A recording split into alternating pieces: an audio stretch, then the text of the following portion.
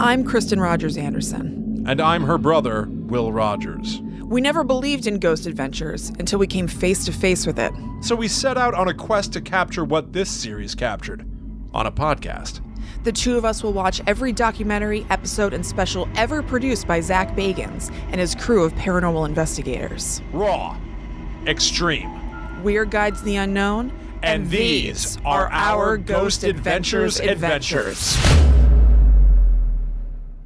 This week we're going to be taking a look at the documentary that started it all, the 2004 documentary simply titled Ghost Adventures. Yes, so this is before all the wacky come at me ghost bro kind of stuff. Kind of. Yeah, I shouldn't say it's too much before, but this is, I would say it's a softer side of Bagans. He's not quite at his full power yet. His hair isn't as extreme. His hair is pretty extreme. His teeth aren't as extreme. Maybe you're correct about the teeth. Yeah.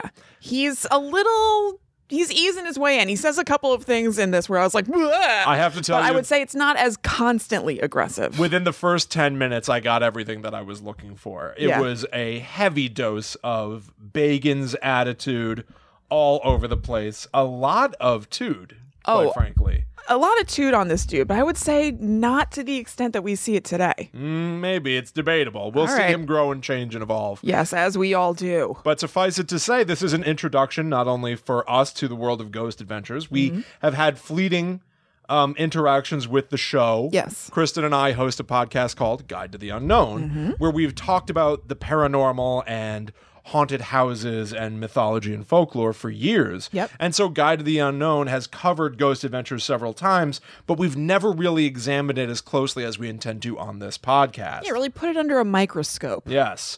And I figured maybe we could even start simply with a basic introduction for those of you out there who do not follow Guide to the Unknown, to let you know who we are and our individual feelings about Zak Bagans and Ghost Adventures. That's a great idea. Yes. You want to start? Oh, sure. I'll take it. Go right ahead. So my name is Will Rogers. I am a writer, producer, and performer. And I do not particularly like Ghost Adventures.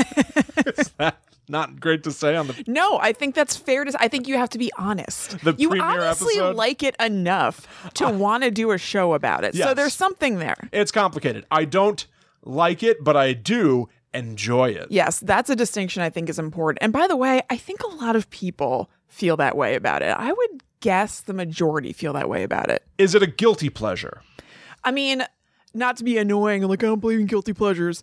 I don't. But yes, if we're talking about like a stereotypical guilty pleasure, I would say that this is one. Okay. So I'm fascinated by it, and I am absolutely a skeptic of the paranormal. But just like Fox Mulder from X-Files, I want to believe. Sure. I am ready for evidence to convince me. However, I do have to admit, I don't think there's much of anything you could show me outside of me experiencing the paranormal myself that will really make me a true believer. Yeah. So I watch all of the things that are done by Ghost Adventures, Zak Bagans, and every paranormal show with a healthy dose of skepticism. I enjoy it all. I love watching people walk through, night vision corridors of demolished buildings. I love hearing people call out for someone to speak to them. I love the grainy sound of an EVP. Yeah. But do I believe it? No, I view it as a form of entertainment. So that, I think, in a nutshell, is my basic feeling about what this show is. And Zak Bagans, quite frankly, I think is the best P.T. Barnum. Yeah, that's so funny. I was going to say the same. Yeah, that the ghost hunting world has. He is a showman. He is a presenter. He knows how to get people's attention, and he knows how to weave nothing into something. He sure does. He sure does. It's very impressive. And so I am really excited about watching this series, and especially watching to see them get better and better at what they do. Yeah. Because they've really built themselves a cottage industry. Yes, absolutely. How many episodes of Ghost Adventures do you think you've seen? Oh, a handful. I bet you could count on one hand. Okay. Not many. The few things that we have talked about on Guide to the Unknown. Yep. Link in the notes.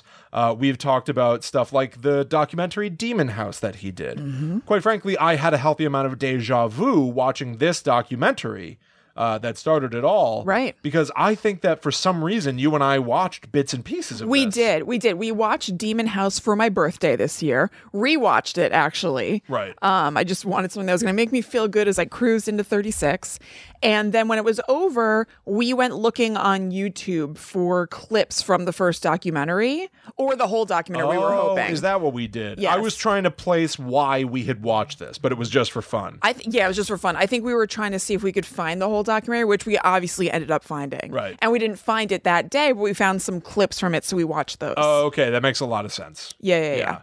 What about you? How much of this show have you seen? I bet you could count on two hands. Okay. Maybe two, and then have a friend hold one up. I'm not sure. I haven't seen a lot of it, but considering that there are 19 seasons, I've seen but a fraction of it, but I've really enjoyed the fraction that I've seen.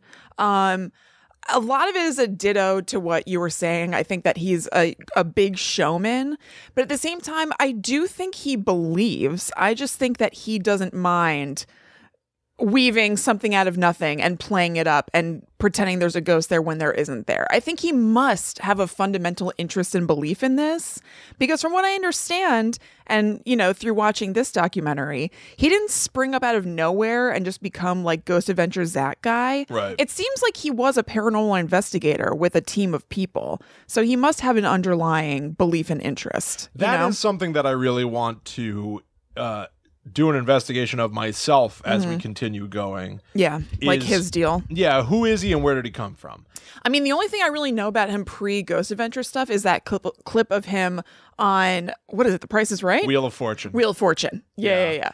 Besides that, I don't know a lot about the history of Zak Bagans. I looked into a little bit of behind-the-scenes stuff after watching this, because I know that one of the people who's in this documentary, Nick Groff, was on Ghost Adventures for the first 10 seasons, and then they had a falling out, and I wanted to know what the deal was. Yes. So I looked into it a little bit.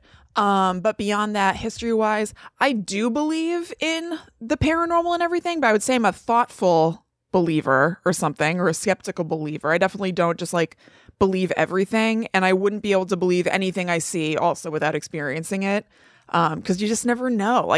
You can always wonder if there's editing or a camera trick, even if they bring on a professional who says this is real. I still can't believe it. Even if Slim Richie says that it's real? Slim Richie! You don't know if you can buy it? I don't know if I can buy it. But I do, in general, I believe that there's some stuff out there, but I just don't believe that everything that we're presented as being that stuff is true. Yeah, that's fair. I think that's fair and reasonable. If you believed everything that you saw, you would have to watch the Travel Channel and then just presume that the entire world is full of malevolent spirits who are going to throw bricks at you. Totally. And I think most people who would say they believe in the paranormal feel that way as well. I don't think there are a whole lot of people who are like, yes, who knows? Maybe there are. Who knows? That's real. Right. So I don't think I'm breaking any ground being like, I'm not like those crazy people. Yeah. But in general, I am open-minded toward it. Okay, that's fair. Yeah. So let's talk a little bit about what they show in this documentary. I want to give a very brief overview to let everybody know at home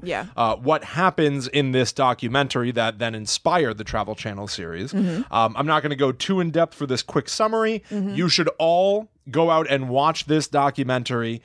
You can find it on DVD on Amazon. Yep. It's available for you to watch. Yes. So you should watch it. Yeah, figure it out. Yes. But so put quickly, it seems to me that this 2004 documentary, the thing that kicked it all off is that Zak Bagans says that he had an experience with a paranormal entity, with a ghost of some sort. And so he decided to set out on a 3-week tour with his friends Nick and Aaron to try to prove that his experiences were real. Right. There's a slight disconnect in that for me. Completely. I mean, I guess you would say that's corroboration that other experiences are real. But it's not validating that particular experience. Right. No. So he's setting out on this 3-week tour to talk about the following locations. First, they swing by the Silver Queen Hotel and stay in the haunted Room 11. That's right. They speak to a few locals about what may have happened in that area. They sleep in that room, and Zak Bagans even sleeps in the bathtub. And they try to to provoke some attention out of the ghosts. Yes. Then they move on to the Gold Hill Hotel to investigate the miner's cabin. This is a sojourn that has a few connected parts to it, because not only do they go to the miner's cabin, but they also investigate the Washoe Club, where I guess there's a ghost that's said to appear. Yeah, I'm trying to think what the deal. Let me see. I don't know, but that's one of the big deal evidence places. It's where the most compelling evidence they find happens. Right. And then they go to the Virginia City Cemetery, where they encounter an orb of light and perhaps a poltergeist, before wrapping it up by going back to the miner's cabin and hearing an EVP that they had left running on a tape recorder of a voice asking the question, is it the devil? Yeah. This shocks them, but their work is done, and so they return to Las Vegas, where they live. They make the tour of the local news scene, sharing their evidence. I really liked that part. I really enjoyed that they put that within this documentary. Yeah. Because then you realize, they've already done a certain amount of paranormal investigating. Right. Now they've been on the news and they've shown some of that footage.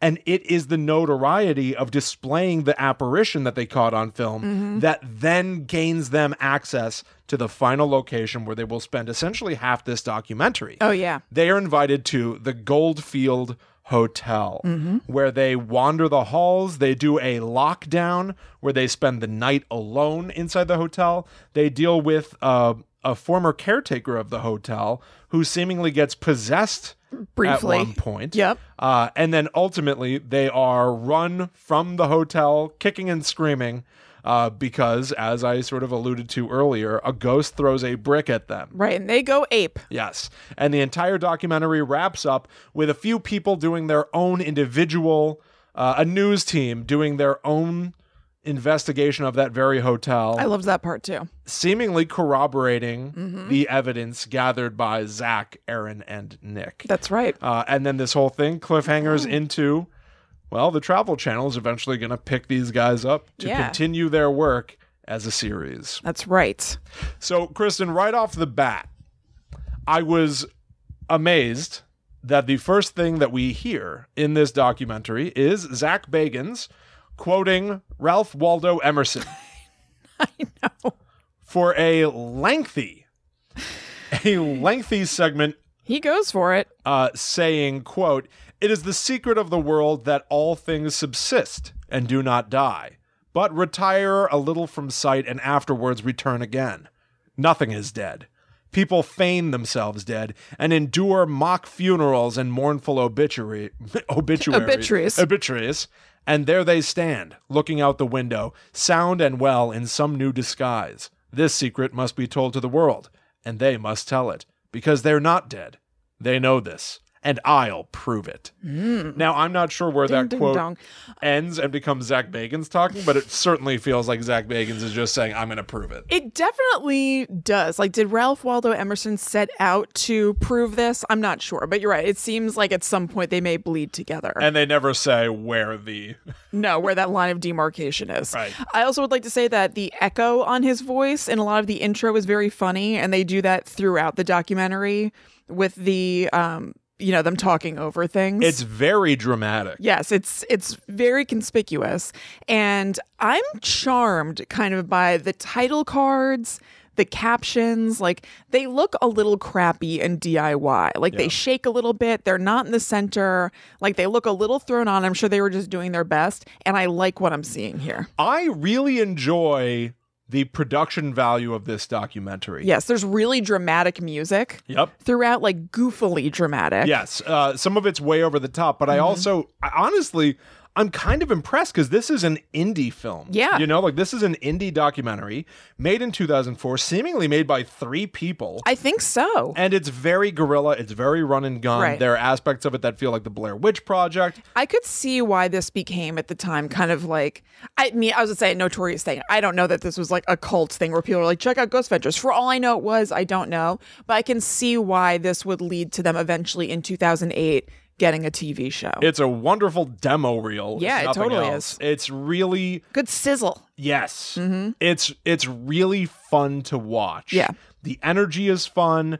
The editing is sometimes like ridiculous. Yes. But you're having a blast watching it. It's great. And I do want to say, Go ahead. sorry, one of the best things that happened, I mean, first of all, we do get the catalyst that Zach says. It's literally like over the course of like a minute, maybe a minute and a half. Yeah. He's like, yeah, no, I lived in this apartment and I would wake up every morning at 3 a.m. to a woman calling my name. She'd float in front of me. And then a maintenance man who works in the building is like, well, there was a woman who had died in the penthouse in the bathtub. Mm-hmm. And then he's like, oh, I must travel the country. Yes, to prove that this is true. Yes. It's a weird rationale. And I also want to say, even though I really enjoyed this, did you find the pace of it kind of crazy in a way? I felt like sometimes things were smushed together. Yes. Where I was like, wait, where are they now? When? What's happening? And then there'd be a period where they're in the same place for a while, like the Goldfield Hotel. And I was surprised at the way they let things breathe. Oh my God.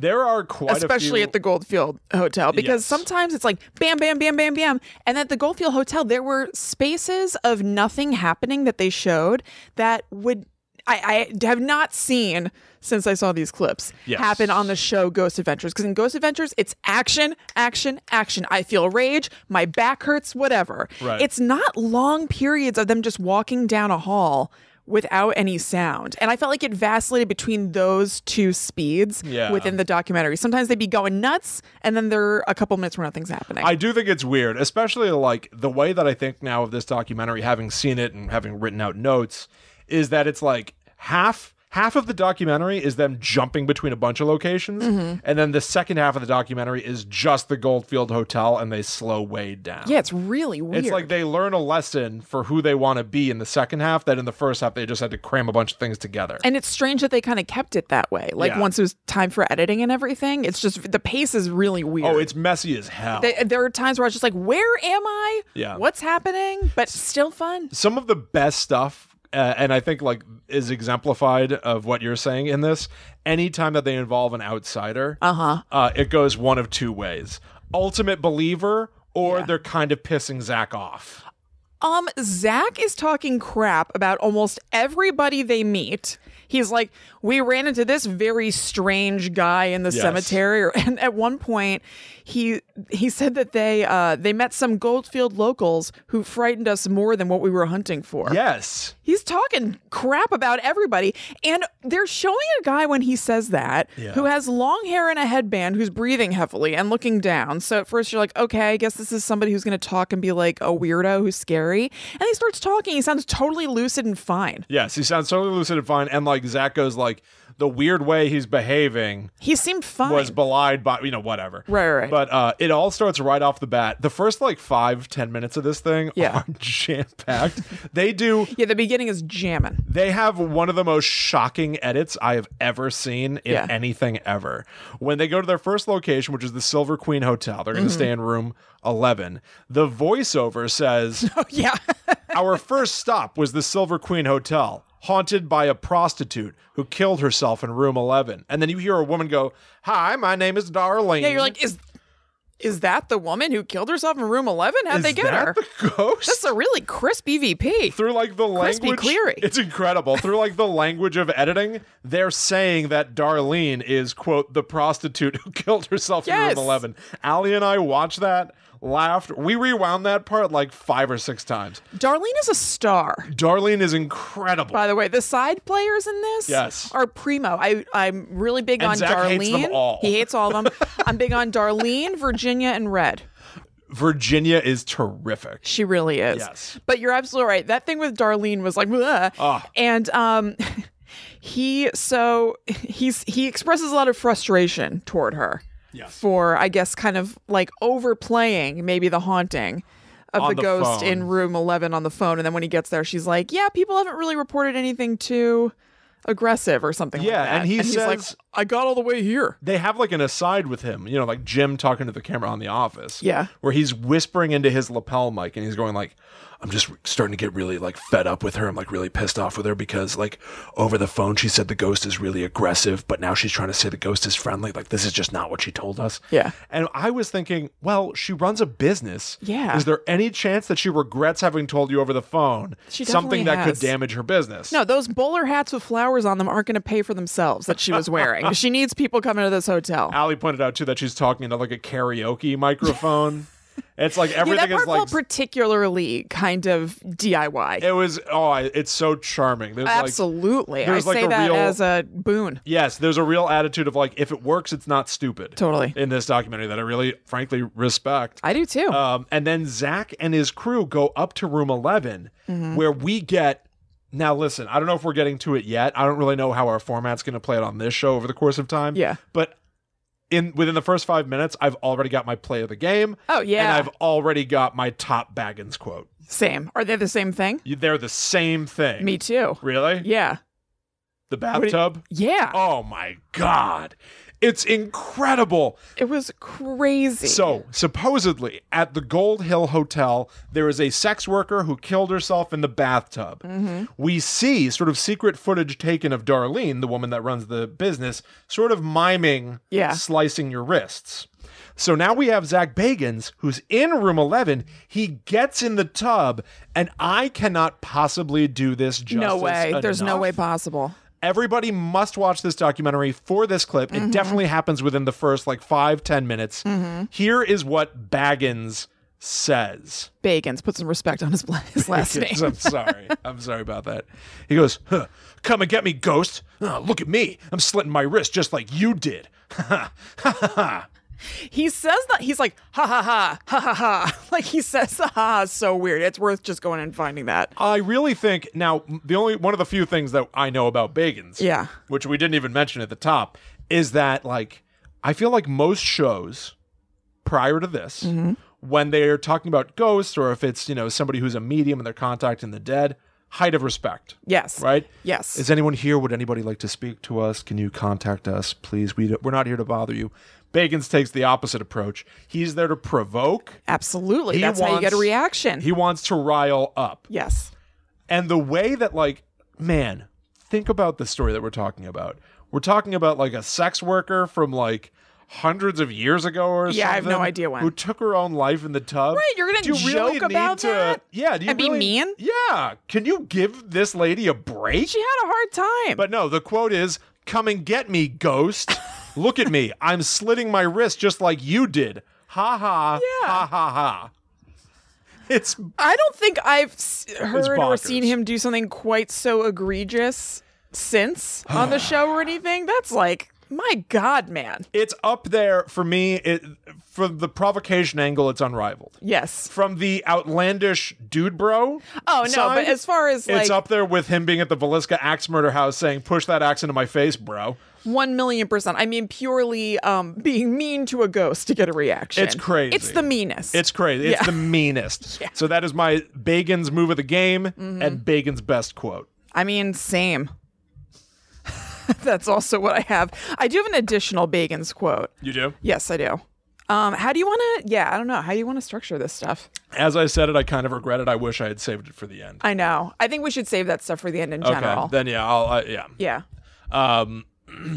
So anyway, did you notice that when they're in that room, they have the night vision cameras and Bagans is lying in bed and one of his friends is lying at the foot of the bed sleeping like a dog or like Michael Scott sleeping at the end of Jan's bed? That leads me to say, they said that they've been traveling for hours, so they're going to let Zach sleep. It's like, this guy is totally the alpha. You've all been traveling for hours, not just Zach. It's not possible for only Zach to have been traveling for hours. Precious Zach needs his rest. Let him get his sleep. I was like, oh my God, these guys are such a couple of bootlickers.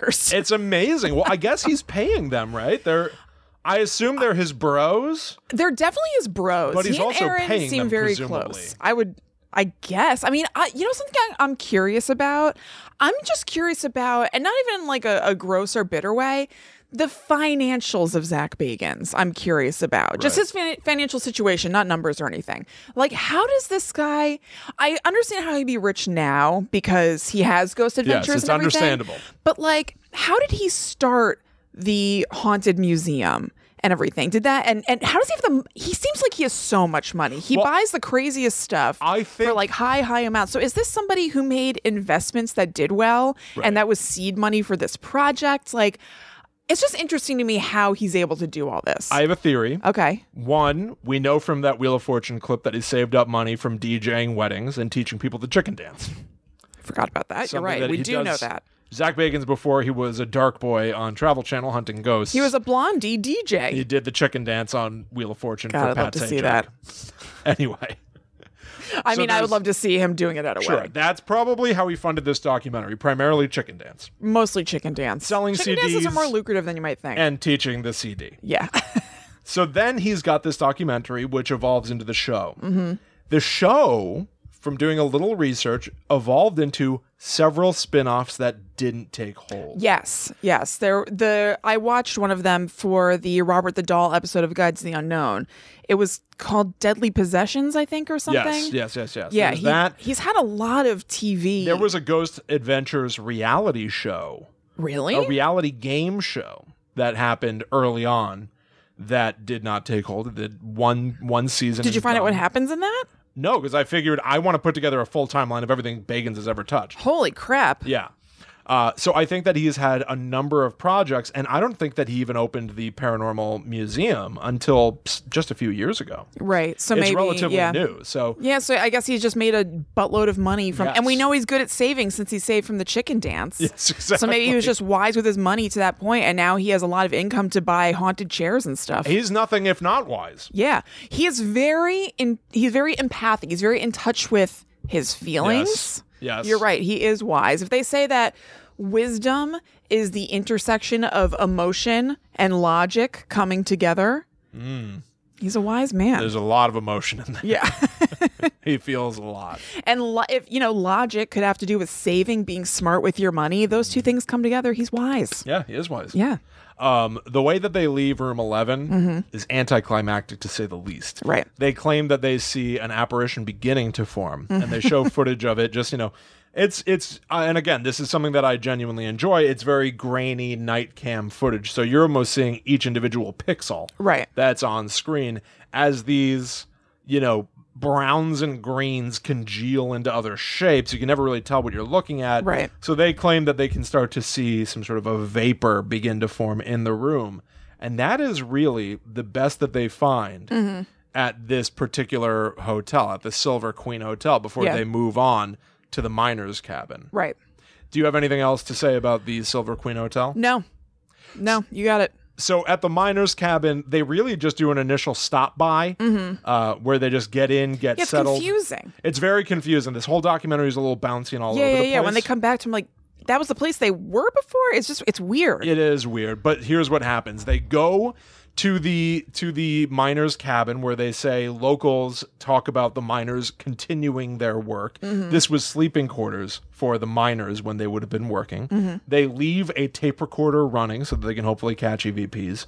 But then they just bounce. Yeah. They go over to the Washoe Club. The Washoe Club, where they are allowed to sort of, do kind of a lock-in there. Right. They're left to their own devices inside. They love emphasizing a lock-in. That there's no way to get out. I know. Well, it adds a little bit of stakes. Yeah. In a way, but it's noticeable. You know what I mean? They're always locking themselves in places. There's no real need for it. No, but it's a wonderful gimmick. Yes, exactly. For a paranormal team. Right. You have to have something that sets you apart. Yeah, totally. And this is a very fun one. Yes. The provoking is, quite frankly, that does set them apart. It sets them apart. They do have their niche. For somebody who's already defined himself as a cynic and a skeptic and everything, I actually don't like the disrespect to the dead. No, and I don't even believe that they're listening. Yeah, so but it's just like not cool. It's not cool. Yeah. But I do like that they lock themselves into a location. Yeah. And it gives the idea that they can't leave no matter what happens. And they gotta get something. It seems extreme. They're taking going to a house to the limit. Right. You know? Yes, exactly. To the fullest extent they can possibly take it.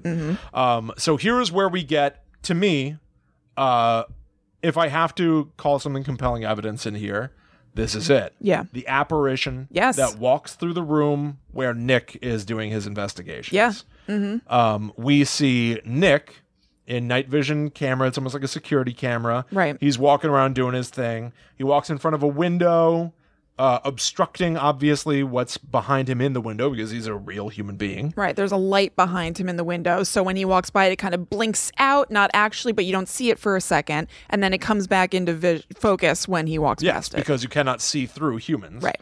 And then we see a shadow form walk across the same window, and it does let the light through. Yeah, it like dims it maybe a little bit, but that's it. And this is really the big thing. Yes, definitely. Nick and Aaron are the two of them just kind of hanging out doing stuff. At one point, they claim the hairs on their arm raise up.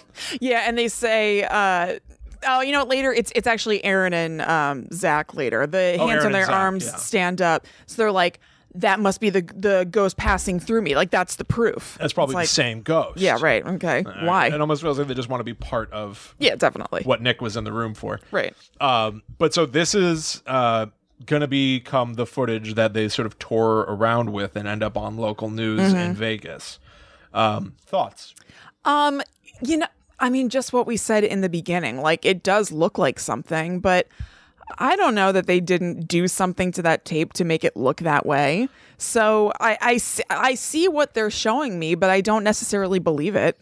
Well, enter Slim Richie. I would say even Slim Richie, like, he's explaining kind of technical stuff, and I don't know what the hell he's talking about. He could be saying anything. So I can only believe what Slim Richie is telling me because he seems like a trustworthy gentleman. He sure does. But when it comes down to brass tacks, like, I can't say on the stand that I think that that's genuine. Yeah, Slim Richie is a Tobias Funke who they bring in. He is a Tobias Funke. To, I guess, verify their footage and confirm that it has not been edited, doctored, whatever. Correct. And for the first few minutes that he's on screen, it appears that he's just doing what we're doing. He's looking at a monitor where they're playing the footage of the ghost walking in front of the window and going like, yeah, it looks real. I know. At first, he doesn't get technical, but then he eventually does have it up on a screen where he can be like, okay, so here is the spectrometer, and it's measuring at a 10.5, which shows you that this is actually embedded into the footage and not added on top. And, like, I don't know what that means. So I have no idea what that means. I got to believe Slim Richie. I have no reason not to believe Slim Richie. Going to disagree with a name Slim like Richie? that? Yeah, exactly. He knows what he's doing. It's a name you can trust. All right. Yeah. After the Washoe Club, they end up at the Virginia City Cemetery. Where some strange people are in the cemetery investigating ghosts. So are you, bro. Yeah, you're strange too, fella. Yeah. But so I love that on the drive over, they're talking about how they wanted to get into the cemetery to film, but they weren't sure if they'd be allowed to. So they called the sheriff's office, and the sheriff's office just gives them the keys to the gate. How incredible is that? I know. It is such a reminder that you do just need to ask for things. You just sometimes. need to ask. I would never have guessed that you could ask the sheriff if you can go into the cemetery at night, and they'd be like, "Yeah, swing by and pick up the keys." It's crazy. They don't even but send he's also like a charming deputy guy. to watch. He's a smooth talker. He is a smooth He talker. probably got his way right in there. Yeah, with his short sleeve button down. Yeah, this is a different aesthetic from Zak Bagans than we're used to today. It's quite frankly surprising to see him presented in this manner. I know. He's not wearing all black. Nope. He's dressed kind of like a goober. Yeah, he just looks like a normal, like, semi-gangly, I would say, guy. Yeah. He's not wearing a mask everywhere he goes because of his asthma. Right. He doesn't have glasses yet because the demons in demon houses haven't stolen his vision. Yep. He's not wearing a flat brim cap. He's not wearing fingerless gloves. No, you're right. Oh my God, that's true. He didn't start shopping at the same store as Bam Margera yet. No, not yet. He didn't have that good Ghost Adventures money just yet. Soon. Yeah. I bet soon. Soon. We'll have to do a wardrobe check on him periodically. That's a great idea. Right, to see how he grows and evolves and becomes the monolithic figure we know him as today. I think that's an excellent, like, segment thing. Yeah.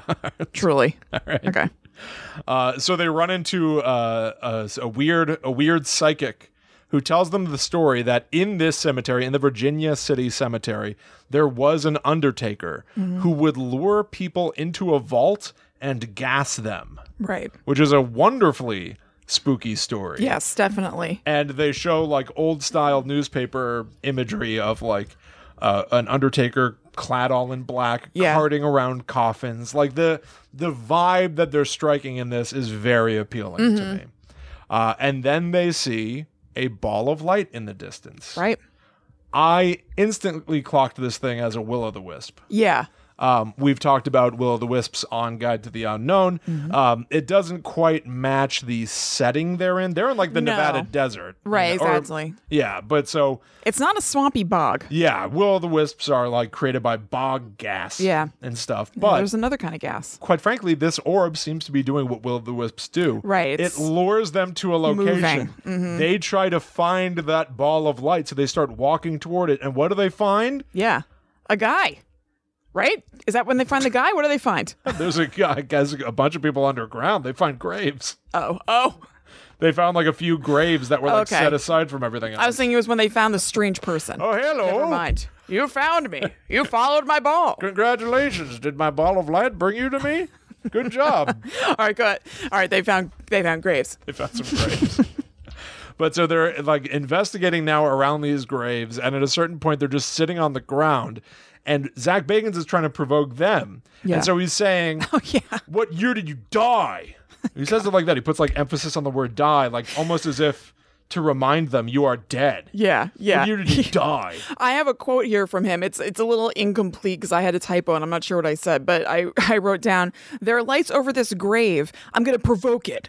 I'm like, what's happening? And I wrote, there's no clear narrative here. I don't understand what's going on. It's a real mess. At one point he says, I think, why are you angry? But it kind of comes out as, why are you hangry? It's like, maybe these ghosts need to feed. Sounds like he's trying to communicate with me. Yeah. Why are you hangry? Yeah, hungry, snap into a Snickers. Absolutely. Slim Jim. Be part of the Long Boy gang. Real quick aside, just go to the Slim Jim Instagram page and look at the narrative they have created for themselves over there. It's quite funny. They've really developed a cult. Yes, they have. They have a brand, and it's not just smushy meat. So as they're sitting around these graves, at a certain point they're just like talking or whatever, and then Zak Bagans pops up off the ground and starts running away. Right. And he claims that he felt something grab his left shoulder. Like out of anger, and he said something to the effect of like, I don't need any more convincing. I understood that we weren't wanted there. Right, dunzo. Right. This investigation is closed. But as they're running away and the camera's jostling like Blair Witch, you hear one of them go like, we're going the wrong way. Yeah. And to me, that plays as one of two things. One, there's the obvious, oh, they're so discombobulated and the ghost is messing with them. They're so freaked out. The other is they're kind of dumb. Yeah. Running in the opposite direction of where they park the cars. I think it's that. I like the idea of it being a disorientation as a result of this ghost, but I think they just ran the wrong way. They just start running in the wrong direction. It's dark. It's nighttime. And they didn't even think to construct that narrative. I'm surprised they didn't say something like that. Right, that we were so disoriented or something like that. No, they didn't comment on it. No. Not necessary. It's when they go back to the miner's cabin that they encounter the strange man I think that you were thinking of. Who is just another ghost hunter. Yeah, he's like, I have some cameras set up or something like that. He's just also doing ghost hunting. And they keep referring to this guy as weird and strange. They call him strange twice. They'll be like, it's just like what the strange man said. Actually, they call him some strange guy. Does that mean they forgot to get his name?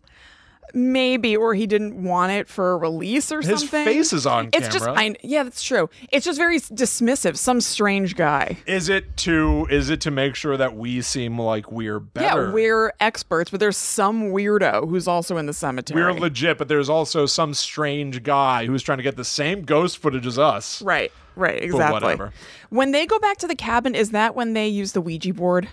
Oh my God, I think it might be. I think it might be. Did you notice that planchette was hauling ass? Yeah, it was really creeping around. That was a very efficient Ouija board session. Will and I recently did a Ouija board session on the Guide to the Unknown Patreon, which is patreon.com/GTTUpod, and it barely budged. No. They put their hands on it, and it was like zoom. Sliding all over the place. And they're like, yeah, we wanted to get some contact. Yeah, and right. Seems like they got it. Yeah. Flying. Yeah, I don't remember what the message was. I don't think it was of any major consequence, but they definitely showed them doing the Ouija board, and it was bam, bam, bam, bam, bam. Yeah, they basically only check back into the miner's cabin to play the EVP audio, which says, is it the devil? Question mark? I didn't find that EVP convincing. No, I don't know. Out of context of anything, it means nothing. It didn't sound like anything to me, which happens a lot. There's sometimes EVPs where I'm like, oh, I kind of hear that. Sure. Well, it's almost confirmation bias. When somebody tells you what it says, you can start to hear it. Right, totally. That one, I always try to separate myself from that confirmation bias and just like listen to it if I didn't know anything. That one, I didn't hear anything. It sounded like gobbledygook. Yeah, it's rough. But the biggest thing to come out of this is that Aaron, who is incredibly religious, is completely freaked out, wants nothing more to do with this, wants out. And Zak Bagans says that he considers it his job to make sure that they don't give up, that they will continue in their work. Aaron is somebody who's also interesting, and I would like to know kind of his evolution, because when they were at that hotel in the beginning with Darlene and stayed in room 11, he slept in his car. Yeah. Because he didn't want to be sleeping over in the haunted hotel, I think. Yeah, I think that's right. So it's interesting to see. It'll be interesting to kind of see as we go along, like Aaron's comfort level with things. There was even an episode from the Ghost Adventures, either most recent season 19, or maybe season 18, where they were in somebody's house and they pulled out a Ouija board, and he said it was his first time ever doing one because he's afraid of them. Oh, interesting. Yeah. And the Ouija board's, his name is Aaron Goodwin. The Ouija board spelled out Godwin, and they freaked out. Because it was targeting Aaron, but also also, that's not his name. Right, exactly. It's not quite. Yeah. So it was really good. Well, they got to freak out periodically. Of course they do. It's just, it's not a good one. Right. It went right from O to D. It didn't even do it down up to the O. Yeah. So... But it'll be interesting to see Aaron's scaredy cat tendencies and how they change over time. Yeah, that will be interesting. He's an odd character. For somebody that is so reluctant to be part of this, he's been with it the whole way. I know, the entire time. I think he and Zach are actual best friends. Is that right? I think so, based on their social media. Well, I also found it funny that after the miner's cabin, where Zach says, don't get too freaked out, Aaron. Didn't we come here trying to find scary stuff? Which I thought was a great point, too. You can be freaked out by the stuff you're finding, but you're here because that's what you're trying to find. Right. I thought that was kind of an interesting conflict there. Yeah. And so Zach says, I'm going to make sure that you don't bow out. Yeah. The next thing that they go out to do is to go to the Goldfield Hotel, and they just quickly mention that Aaron didn't come. No, they're like he couldn't make it. Yeah. Or something. With no deeper dive, no unpacking as to what it means for Aaron not to be able to come. Maybe it was a serious thing where he was really upset and freaked out. Done. And they didn't address it because... Maybe it was just serious. Yeah, I don't know. But I thought it was especially strange not to explain that after Zach just said, I'm going to make sure that nobody quits. Well, they presented it as though it wasn't that he was quitting because he was scared. They kind of presented it like he had a scheduling conflict or something. I know, but I almost think that it's weird not to explain I think that's their way of not having to. I guess. Yeah. So the Goldfield Hotel. This is really the bulk. This is the spotlight of the documentary. Yeah. This now is they've been invited to come out to the Goldfield Hotel because they showed the apparition footage on the news. So this is really the centerpiece. This is their newest investigation where they're going to finally try to get evidence that corroborates the experience Zach had of a ghost calling his name way back when. They don't ever call back to that really or mention it. It's not like in his voiceovers he's like, this is the one, or further evidence that proves my experiences were valid. They kind of drop that thread. You're right, that's what's going on because that's the premise of the documentary, but it's kind of weird that they even say it at all and then don't revisit it. I agree. I listed it in my notes as the catalyst. One of the things I was curious about with doing this at all, with doing Ghost Adventures at all, is I did want to know why. Yeah. Why are we doing this? Why Zak Bagans? Why are they here? And so the way that it's presented that he had a paranormal experience, I would really expect that to be something that haunts him. Yeah. Something that he was terrorized by. But it amounts to a minute and a half at the beginning, so much so that I think it's less of a catalyst and more of an excuse. Yes. What is the excuse so that I can go do some ghost adventures? And maybe even needing an intro. What am I going to say in the beginning of this? Right, yeah. There's got to be something. Yeah. It can't just be, I thought it would be fun. Right. Exactly. Yeah. But either way, I think saying I was curious, so we decided to go on a road trip is totally legit. I think it's legit, but it's not like narratively satisfying. But neither is this because they never come back to it. I agree. So I agree. It's just kind of pointless. You know, it's funny. It made me think as well. There's like a very teeny tiny parallel here. I do like the idea. You can mythologize the idea that Zak Bagans, like, nobody believed me when I saw that ghost, so I'm going to go out of my way to get as much evidence as possible. Right.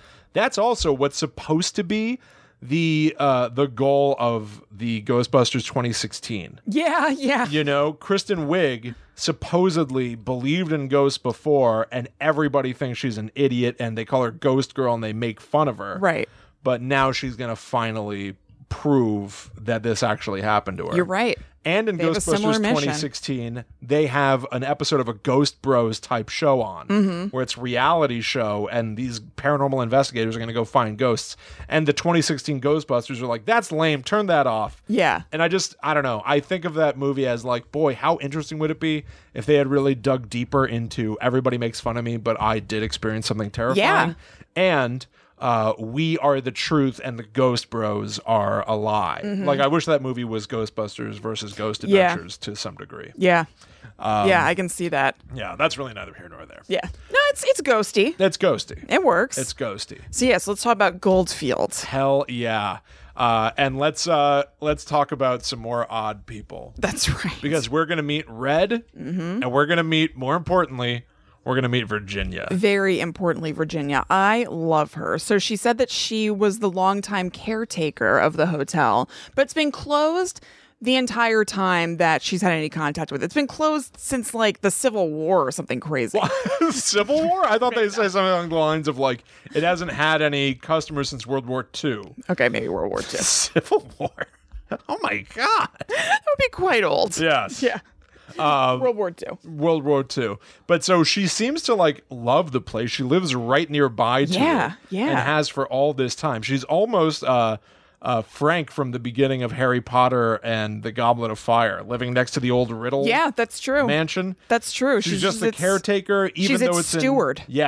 Even though it's in disrepair, she's been charged with watching over it, and so she will do her job. That's right. But so they are essentially inviting her to come with them to examine the hotel. That's right. Where essentially the following happened at some point. At that hotel, there was a sex worker named Elizabeth who was chained to a wall by a man named George Winfield. He also threw her baby, Elizabeth's baby, down a well that's in the basement. Yeah. That is said to be the event that kicks off the haunting of the Goldfield Hotel. Right. And so they walk around a little bit with Red. Do you remember what Red's job is? He's just kind of like a local historian. I think that kind of might be the thing, that he's a local historian. Yeah. Yeah, they sometimes just get people from areas and don't really set them up and just talk to them. Yeah, totally. And so it's hard to keep track of anybody. But so Red is talking about how there's like an old gunslinger that appears around corners and stuff. Yeah. It's very bizarre. It totally is. I love that both Red and Virginia separately mention that it's a full moon tonight, and so that's good, and that'll kind of help the investigation because like the activity will kick up around a full moon. It makes it sound like this town is all clicked into this stuff. Yeah. Like they both separately mention it, like, oh, this is good. We all know that this full moon facilitates things. Oh, that's interesting. I feel like it like set a scene a little bit. I love that. Yeah, I didn't really pick up on that, but yeah, there's an environment here, and the locals get it. I love that too. That is something else that's charming about this entire documentary is that they'll go to these places and then also just speak to some locals. Yeah, totally. Like they just talk to a lady on the street who's like, "Yeah, no, I'm descended from the Donner Party," and they just let her. They just let her talk for like 3 minutes. And put it in. With like no edits and just put it in the movie. Screw it, just put it in the movie. But it's kind of charming. It is. It genuinely does give you, it's a corny phrase, but local flavor. You're like, okay, it's setting the scene. I kind of understand the town we're in right now, whatever. And once again, Zak Bagans, I think, shows little respect for these people. Yeah. When they first meet Virginia, they go to her home, and then they're like, you should come with us. And she agrees. Then we cut to outside, and Zak is talking to the camera. He's like, Virginia's in there. She's just going to get dressed, and then we're going to go to the... And I'm like, why are you setting it up this way? Just say, like, we're going to... I don't know. Not that it's disrespectful, but it's just weird to be like, yeah, she's got to get dressed. It's personal. It's oddly... Well, I'm sure she was dressed. I'm sure she was like, let me get my coat and go to the bathroom or something like that. Yeah, it's just you know weird. I mean? He's just... I can't quite put my finger... Do you know what I'm saying, though? Can't quite put my finger on, but it's weird to be like, yeah, no, she's just got to get dressed, and we're going to get going. I think that's fine. It's just unnecessary info. But I also just don't think it's accurate info. I think she wasn't getting dressed. She was dressed. They were just in there talking to her. I'm undressed. I can't let the ghosts see me this way. Maybe just let me get changed or something. Yeah. Maybe, but I don't know. It's fine. Okay. It's just funny. It's just more information than is necessary, but I didn't find it particularly disrespectful. Okay, fair enough. So Virginia, as soon as they get there, I noticed something that I might cut out of this episode, but I noticed something about what she was saying that I found odd. Yeah. She keeps talking about how there was a house of prostitution here. And then she, at some point, says that she had to go across the street to the glory hole to get batteries. Yes. And I was really kind of shocked. She says that there was a tunnel in the basement of the hotel that led to a brothel so that men could go down without their wives knowing, go have fun at the brothel and come back. And she calls I'm saying brothel. She calls it, quote, the prostitution area. The prostitution area and the house of prostitution is what she says. But yeah, she had to go over there to get some batteries. She had to go to the glory hole to get some batteries. I'm like, what is happening in this area? Like, I know. I was thinking, like, is it a glory hole? No, it's definitely got to be a convenience store. The thing is that, like, the ghost blew out everyone's flashlights, which even then, she kept saying flashlights. Yeah. It was like the house of prostitution, the flashlights, and the glory hole across the street. I was really kind of taken aback. Oh, yeah. There was a lot of Virginia right off the bat. There's a lot of Virginia. I loved her, though. Like, she walked in the hotel, and in this kind of, like, chill, somewhat little but strong voice, she was like, Elizabeth, hello, I'm back. Yes. Just like has a rapport with this ghost that's kind of casual. You know what I mean? It's awesome. A lot of footage of Virginia walking down the halls by herself. Yep. Partly in shadow, partly in the dark, walking into rooms, leaving the cameramen behind her. Yeah. And just saying, it's me again. I came back and I'm going to keep coming back. Yeah. Like seemingly brave, but it's hard to even say brave because I don't think she's scared. So there's nothing to be brave about. It's just kind of matter of fact and awesome. And it's warm and kind. Yes, it's nice. And treating, like, if you believe in ghosts, if you believe in a residual energy that was once a person, it's kind and respectful. And, like, especially contrasting that against Zak Bagans. Yes. Not that he's exclusively brash and rude, but her energy, Virginia's energy, is so much warmer. Yeah. And you can imagine, like, an entity that is in there and is probably afraid of people now and has been alone for all these years and is probably out of its mind. Like, maybe it's Virginia. It is like, she's not that Virginia. bad. Yeah, she's back. I like that. It sets a scene that's really sweet. Yeah. Yeah. At one point she says, "Can you talk to me?" Yeah. And they get an EVP where they think they hear a ghost go, "No." Right. Which is very weird. Yes, that's right. I thought that one was like decently clear. I thought that was pretty clear. And I wonder if EVPs seem clearer when it's like a one syllable thing. You know what I mean? Like when there are a couple of syllables, it can just be like, but maybe it's easier to hear when it's just like, no. Right. You know? Yeah. I mean, you must have to consolidate your energy to be able to punch through the veil. To push through something. Yeah, absolutely. This is my trade. Yeah. Oh my God. Talk about conserving energy and pushing it. Yeah, buggy ding. Pushing us to cry as children. Yeah, pushing us to pop the ghost laser disc out of the player. So something like not quite as sweet ends up happening to Virginia. They sit down to have, I guess you would call it a seance. I'm not sure whether they say it's a seance, but she read Nick and Zach sit down, hold hands, and kind of see what happens. And she ends up saying that she's Bobby. Right. Which they never really... No, they don't come back to it. They just refer to it as Virginia was briefly possessed. Briefly possessed. And it's surprising that they don't go back to it. They show her footage later and she sees it and she's like, what? Yeah, she doesn't remember saying that or anything. Yeah, they don't really go to town on it, which is surprising. They don't capitalize on the moment. They don't ask her, oh, you're Bobby. What just so happened? Who are you? Right. And when she comes out of it, they're not like, Virginia, what just happened? Do you remember that or anything? They kind of just breeze by it, which They is kind of strange. yes and the moment. Right. And it doesn't go anywhere. The moment doesn't yes and back, so it just dissipates. Yeah, I do think that's. Yeah, you know what? I quite frankly, I think that there's a part of me that sees that and just dismisses it for some reason. It's just people talking. Yeah. Like, people can say whatever they want. Right. But I do like her, and I do sort of. I want to believe her. I want to believe her. think that she didn't play it up because she had this kind of casual acquaintance with the ghost. It seemed like coming and saying like, "Hi, it's Virginia. I'm back," or whatever. I don't want to think that then she's like, "I'm Bobby." For no Right. reason. I want to believe that she has an understanding that transcends needing to play something up. Well, it's interesting. But, you know, what are you going to do? To, like, when a camera's on somebody, it's different. True. And to examine the two routes, if she's making it up, it's impressive that she exhibited the restraint not to just go Yes, like, keep I'm going. Bobby. What are y'all doing in my hotel? Like, Right. she didn't go down that road and try to keep improving as Bobby. Right. So that I feel like lends, I don't know, a certain amount of like, I can buy that maybe that was her just sort of like saying something that was pulled from the ether. But then the other road that you go down is a ghost possessed her and made her Right. say, "Hi, I'm Bobby."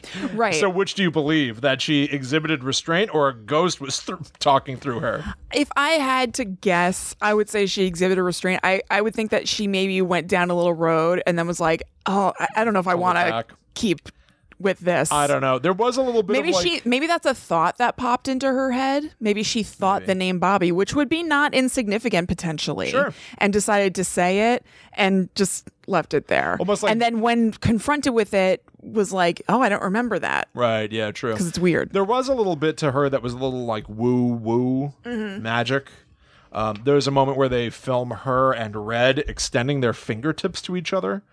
Oh, just yeah, like- that's right. And she was like, you feel the crackling? Feel that crackling Or of whatever. energy in That's there? right, yeah. Like barely like a centimeter away from touching fingertips with each other. Right, It's like, that's right. I forgot what about is that. Yeah. Never seen that before, but they were trying to share energy together. It was like something out of Dragon Ball Z, like combining their ki. Yeah, yeah. The Bobby thing too is not pulled from anything. Like even the person that supposedly killed Elizabeth and threw her baby in a well was George Winfield. Yeah. Yeah. So what is Bobby, and I don't know. what do we get from that at all? Right. At a certain point, Zak Bagans is walking around trying to do a Zak Bagans provoking thing. Yeah. And he starts calling George Winfield, or first of all, he's like, is there an energy that's here and wants to talk to us? Is that that was making that sound?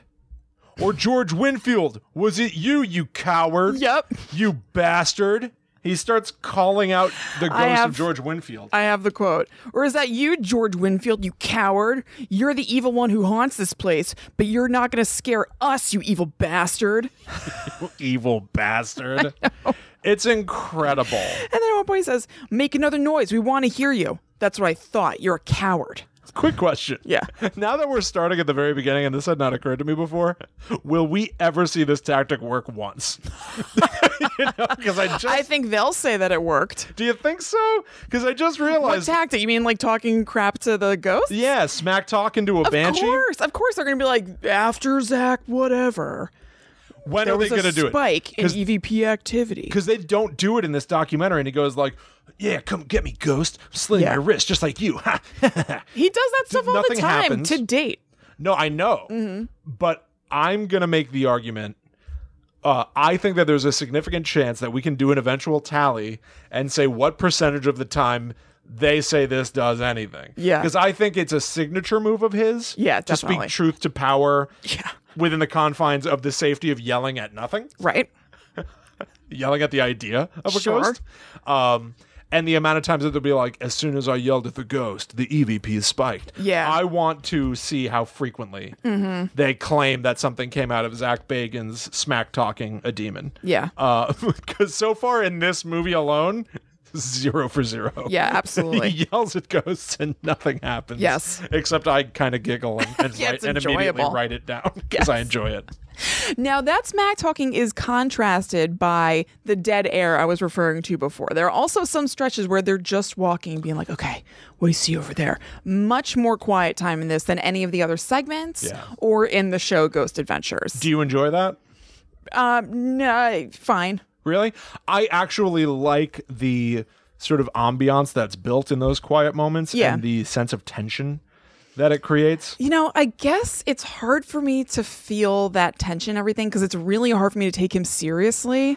Yeah. So I don't really feel that. And I think that I know what I want from Zak Bagans in particular. There are other like ghost things or paranormal things where I might feel that tension otherwise because I take them a little more seriously. With him, I'm just kind of like, I'm here for the yelling. Right. It's like you went to McDonald's. Yeah. And they're taking too long making your burger. Yeah. Like, it's like, you know what I want? We know what this is. I'm not enjoying the wait time. Don't try to gussy it up because when you hand it to me, it's still going to be a Big Mac. Exactly. So I don't feel that silence and like observance is actually leading to like observance and insight. Okay. I understand that. For me, I enjoy those moments because it helps me more easily place myself in the shoes of being there. And these places are scary. Yeah, I would love us it's to cool go. to see that stuff. Like it is fun to be able to observe in those moments a little bit more than when you're just reacting to him like freaking out. Right. But go ahead. Like I would love for us to go to haunted places. We did a little bit for Guide to the Unknown. But I would love to go to these sort of like dilapidated buildings and have night vision cameras and stuff like that.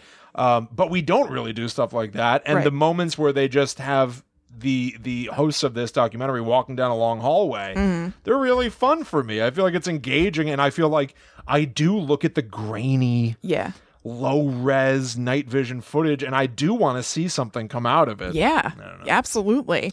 Do you want to talk about them seeing that brick fly?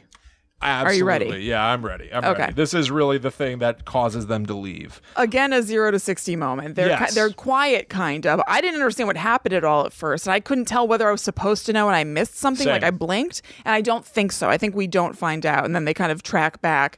They don't make it clear. No. They're not like, what you didn't see. Just all of a sudden they're talking about a brick flying and you're like, oh, a brick did flew? that happen? I didn't know that. So much of their footage is like that because they'll be like, oh my God, did you see that, bro? Did you see that? And then you're like, what? No, I didn't. And it turns out they're talking about a shadow around a corner, and maybe that's the gunslinger Red was talking. And you're like, what do you mean? Like you end up playing catch up in this documentary. Those quiet moments in Goldfield are punctuated with them saying, whoa, WTF, at things you can't see or hear, so you don't understand what's going on. And they don't explain in voiceover or anything. So you're just like, is there something there? What's going on?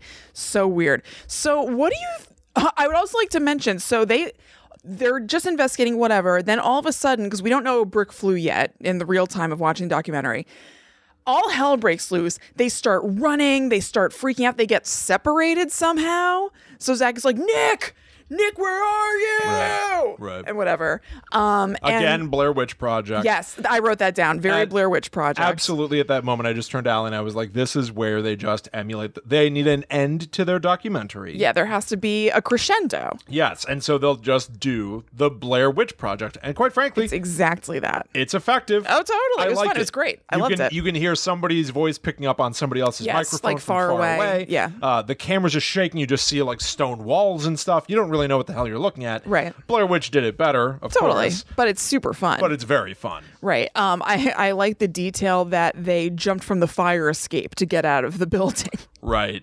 Because they had locked themselves in and they had to get out at this point. I do also think it's funny because we called out the lock-in as being a great gimmick to have. It's not that great a gimmick if you don't follow it. Right. They didn't stay. No. They ran away. Well, it was that scary, Will. What they experienced was that extreme. They were chickens. They were chickens. Bagok, bagok. They balked right out of that house. And so they leave and they show a kukacha. They get a physics professor to verify that you would need a strong string to pull a brick in order to fake this. That guy was cool looking. I don't remember. He had like a stark white bowl cut.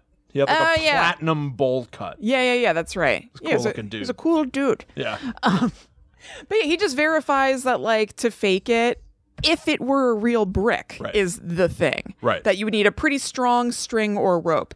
What if it was a styrofoam thing? You wouldn't need something that strong and that visible Correct. in order to pull it then. Yes, thank you, Doctor, So, for telling us this. You know, he didn't say, yeah. No. So And then I'm just saying. They go back to our old I don't pal find that Slim proofy. Richie, Yep. who talks about the trajectory that the brick follows, and he even sees a plank of wood that falls over in the background, which I Right. cannot make out. Right, same. Cannot I was like, see. again, I'm willing to believe Slim Richie because he's Slim Richie. I've got no reason not to believe Yes, him. exactly. But I don't know what the hell he's talking about once again. If Slim Richie gives you his attention, you'd better listen up. Yeah, you focus. Yeah.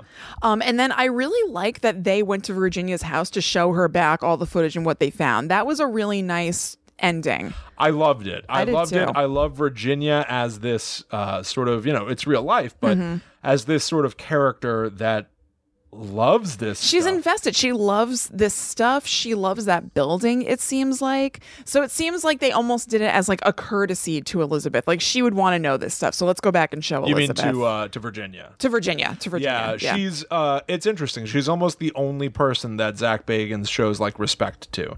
He doesn't call her a weirdo. No. He doesn't call her strange. He seems to be into her. Yeah. And how Yeah, can he you not likes her. be? She's like one of the best things She's to come so out of this charming. documentary. She's great. Something she said that I thought was kind of funny and like doesn't make total sense to me is that there's an orb at one point that they're showing her, and she says that orb can't be Elizabeth because it's too high on the door frame, and Elizabeth wasn't very tall, which would imply that an orb is like your height, like your Right. head is like the circle of the orb or something That's like that. interesting, yeah. And they write that in text on the screen, which kind of implies it's legit. Like she says it's too high on the door. But that hasn't been my understanding of how they say orbs work. So I No. thought that was interesting. Well, orbs are something that I feel like we've talked about and Mm-hmm. we all have sort of like a shared basic knowledge of, but I don't really know anything about them.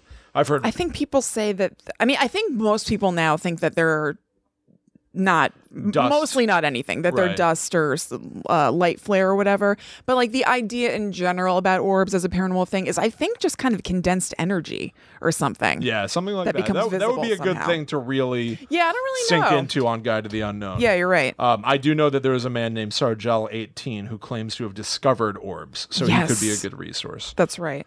You can hear more about him on the Tell Him Steve Dave Mm-hmm. Overkill episodes. He also claims to have found a vortex in Wanacue, New Jersey, Yeah, that's right.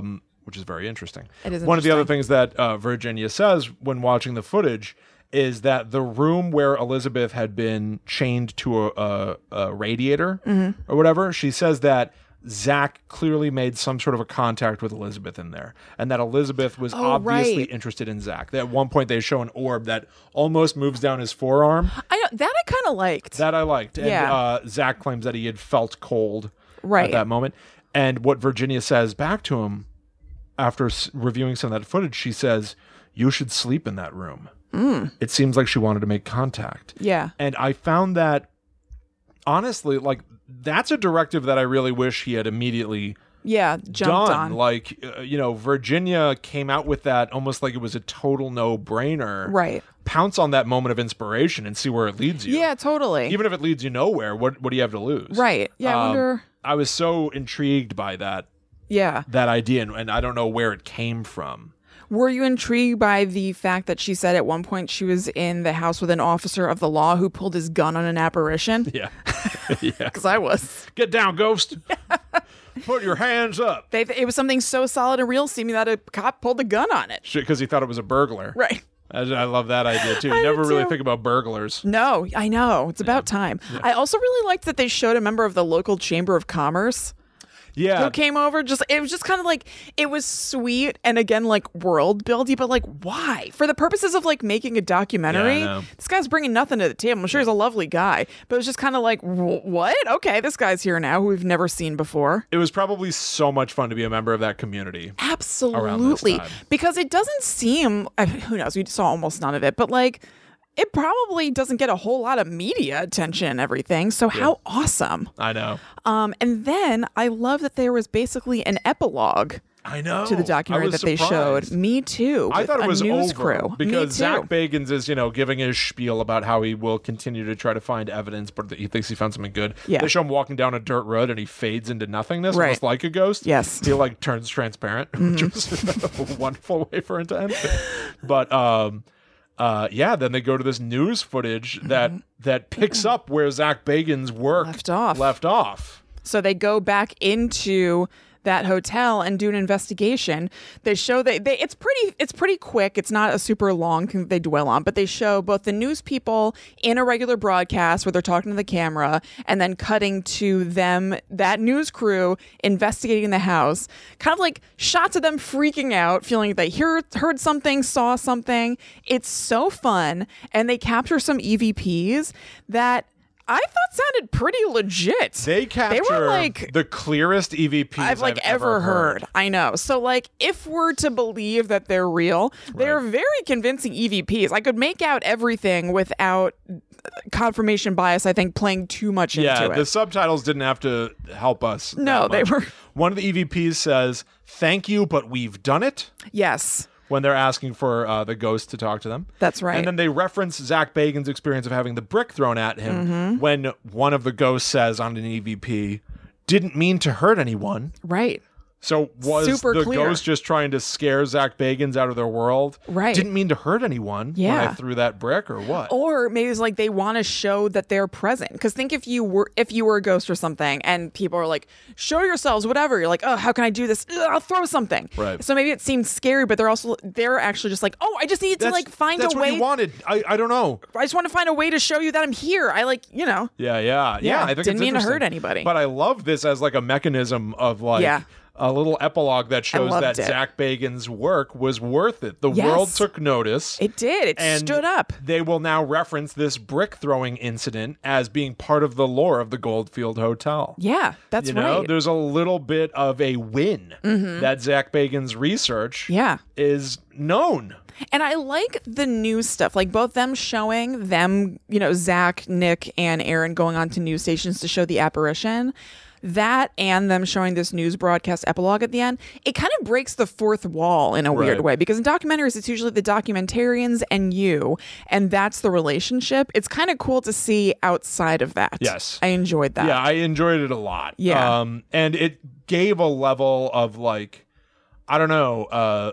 verification or reality to this. Other people are seeing this and we're hearing their opinions on it as well. Yeah, it's not just, Zak Bagans and his clown friends doing something in a vacuum. Right. This is research that can be displayed and has been displayed. Yeah, totally. It is. So, Will, do you want to move on to naming our tops? Our thingies. The tops? Yes. Yeah, let's do it. Okay. So we've been trying to put together a few categories of things that we want to track per episode of Ghost Adventures. And so we're now going to go down our list of superlatives of our feelings of what was, we'll start with the top here, the most convincing piece of evidence. That's right. For me, it was the unexplained apparition in Washoe. Yeah. Yeah. I think that is mine as well. And the EVP in Goldfield where it sounds like the ghost responds no to Virginia when she says, "Can you talk to me?" Well, you got to pick one. Which makes you believe harder? Seeing a ghost or hearing an EVP? Seeing a ghost or hearing a ghost? Hearing it, I hearing guess. It? Yeah. You're going with the EVP? Yeah. Interesting. Yeah. Yeah. Okay. I can understand that. The EVP is eerie. Right. But I would also have to say that if we are making an assumption, it's a fairly large assumption that ghosts need a certain amount of energy to communicate or something. Being able to walk across the room is pretty out there. Oh, yeah. Versus one word. Right. Bundling all your energy and just squeezing out one word. Yes. I kind of get that. And it's less outrageous. You know what I mean? Yes. So. Because the apparition walking around that room is outrageous, but it is what I'm going to go with. Yeah. Knowing full well, I have seen other footage of ghosts. There was a very famous piece of footage of a ghost at Disneyland. Do you know about this? No. It's like security cam footage of Disneyland or World. I don't know the difference, but it looks very much the same as this Ghost Adventures footage, where it is a figure. You can literally see its legs as it's walking around the theme park, and then it disappears into nothingness. Amazing. The result of that was, we reused the same tape over and over and over, so it was a ghost of other footage. Oh, okay, I see. Yeah. So that might be what's happening here, and that's the little nugget that makes me more comfortable in my skepticism. But even still, I feel like I'm going to believe Slim Richie. Yeah, I know. I mean, I hate to put Slim Richie to the side. Slim Richie said it was real. Yeah. I thought that footage was very interesting looking. It was. And if I have to believe something, and in this segment of the show I do, right, what is the most compelling doesn't mean I believe in it. Sure. I'm going to go with the apparition walking around in Washoe. Okay, fair enough. Yes. Fair enough. Okay. Right. Hokiest moment of the documentary. What is the worst thing that you do not believe at all?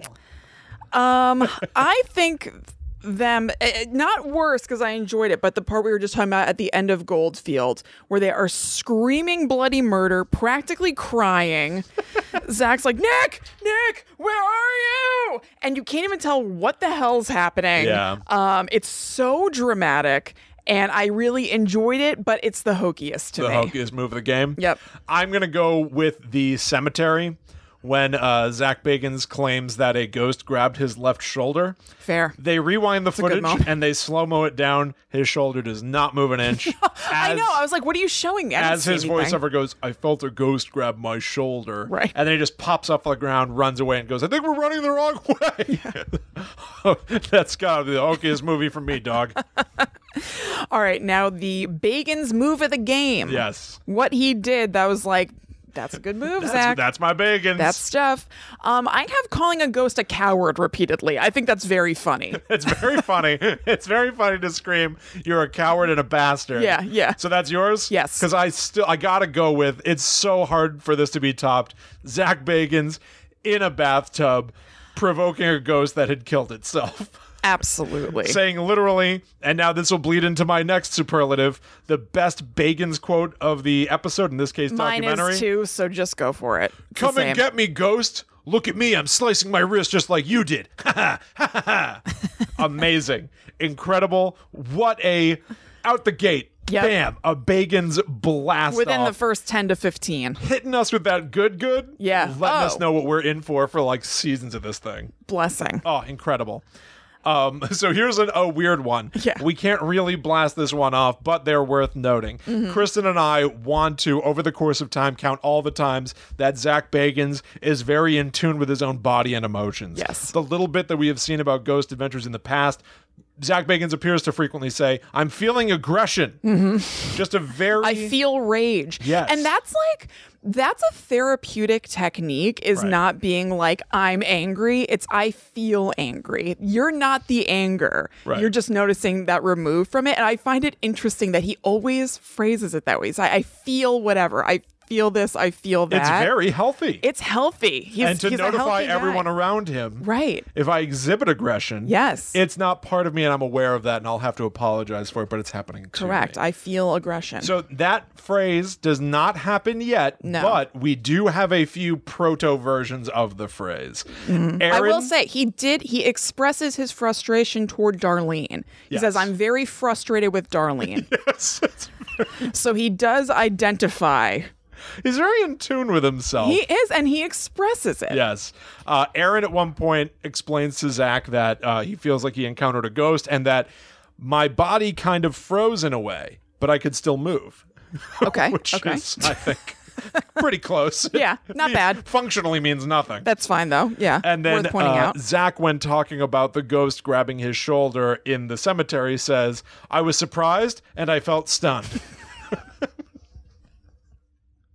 He just has a lot of self-awareness. He is. He's good at noting. Yes. And those are the times that they felt aggression or rage in the documentary.